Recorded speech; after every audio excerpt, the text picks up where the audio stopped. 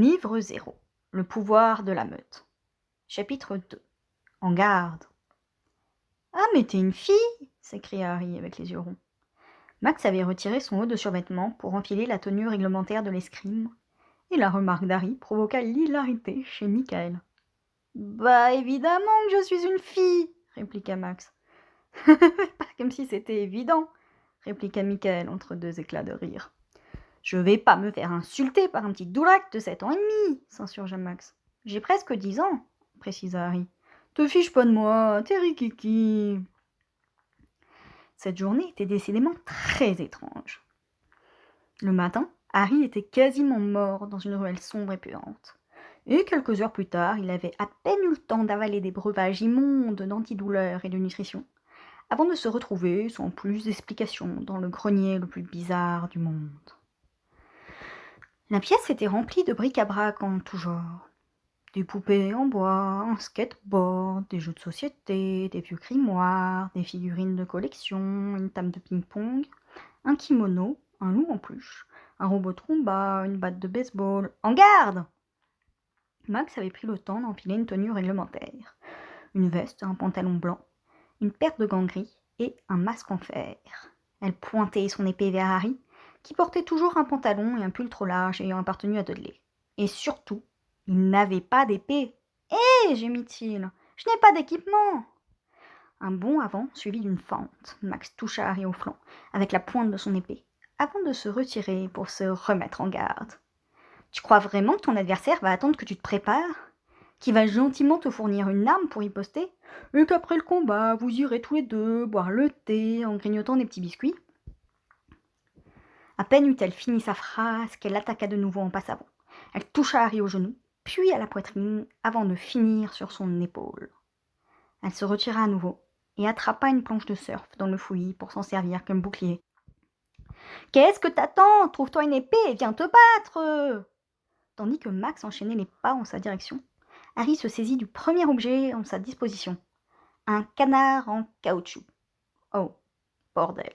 Quick, quick, fit le pauvre canard, en s'envolant vers le plafond après 2 coups droits et un troisième qui toucha Harry encore. Le combat est un duel en 15 touches, expliqua Max en le bombardant de 2 autres coups d'épée. Tu gagneras 1 point par touche et tu es noté sur 5 points, alors tu n'as qu'à m'atteindre 5 fois. Harry était perdu. Il ignorait totalement s'il se faisait laminer ou méga laminer. En tout cas, ce n'était pas bon. Du tout. S'il voulait rester, il avait intérêt à se ressaisir. Et vite. « Michael !» s'écria Max en touchant Harry au poignet. « Tu dois compter les points !» Chaque mot était ponctué d'un nouveau coup. Tantôt à droite, tantôt à gauche, et toujours humiliant. 12 touches pour Max, 0 pour Harry, dit Michael d'une voix très blasée. 3 touches restantes, qui va gagner? Waouh, la tension est à son comble. Merde, merde, merde. Vu l'agilité de Max, Harry n'avait plus que 5 secondes pour trouver une arme, attaquer et prier pour un miracle. Il saisit la batte de baseball, mieux qu'un canard en caoutchouc. 1, 2, 3, nous irons au bois, chantonna Max en le touchant sur la clavicule alors qu'elle lui faisait face. Harry fonça tête baissée, droit sur son adversaire. Il abaissa lourdement la batte et se retrouva emporté à l'avant par sa propre force. Boum. Max avait esquivé avec une aisance insultante, tandis qu'il était face contre terre. 4, 5, 6, c'est tellement jouissif, continua Max en lui fouettant les fesses. Harry en avait marre. Il resta couché en attendant sa défaite. De toutes les manières, le combat était perdu d'avance. 7, 8, 9, t'as perdu contre une meuf. Alors qu'Harry s'attendait à un dernier coup d'épée, son souffle fut coupé quand Max le plaqua encore plus au sol dans une prise de judo. Elle lui tira les cheveux si fort qu'elle arracha une touffe de cheveux noirs, et Harry hurla « Non, c'est injuste !» sanglota-t-il.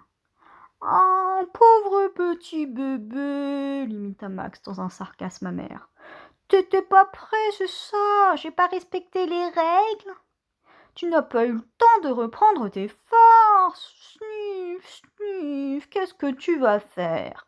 Appeler ton papa et ta maman? Ils sont morts. » Habituellement, Cette déclaration avait l'effet d'une douche froide. Mais Harry était avec la meute et les louveteaux étaient sans pitié. Honnêtement, si tu fais pas d'efforts, tu seras mort en moins d'une semaine dans la rue. Et tu survivras pas une journée quand la meute sera au complet, informa Max implacable. T'as intérêt à progresser, très rapidement. Elle acheva le combat en lui cognant violemment la tête contre le sol. Du sang s'écoula de son oreille. T'es un asticot dans un nid d'oiseau. C'est ton choix. Tu luttes ou tu crèves.